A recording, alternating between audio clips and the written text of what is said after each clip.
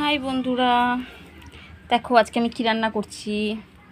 আজকে সানডে, তো সব বাড়িতেই চিকেন মাটন, বাট গরমের মধ্যে আমাদের আজকে হালকা পাতলা রান্না। দেখো, আম দিয়ে চাটনি করেছি।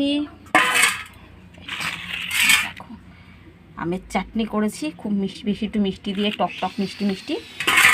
আর এটা হচ্ছে গিয়ে লাউ করেছি বড়ি দিয়ে, দেখতে পাচ্ছ, বড়ি দিয়ে লাউ। আর এখন যেটা হবে সেটা হলো স্পেশাল মেনু।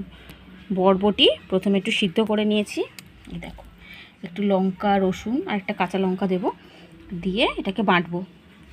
তারপরে এই যে চিংড়ি মাছটা ভেজে নেব কড়াইতে, বেশ করে তেল দিয়ে চিংড়ি মাছটা পেঁয়াজ দিয়ে ভাজবো।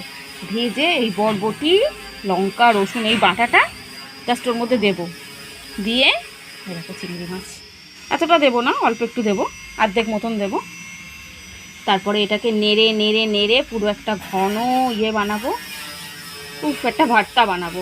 সেই ভর্তাটা খেতে যা ভালো হয়, মানে এক থালা না হলেও অর্ধেক থালা ভাত আরামসে সাবার করা যায়। কালো জিরে ফোড়ন দেবো, তারপর এতে পেঁয়াজ আর পেঁয়াজ আর চিংড়ি মাছ দিয়ে নেড়ে বরবটিটার বাটাটা দিয়ে নেড়ে নেড়ে নেড়ে অনেকটা শুকনো শুকনো হবে, তখন একটু কাঁচা তেল দিয়ে নামিয়ে দেবো। নামানোর সময় কাঁচা সর্ষের তেল অবশ্যই দেবে, কিন্তু ভুলে যাবে না।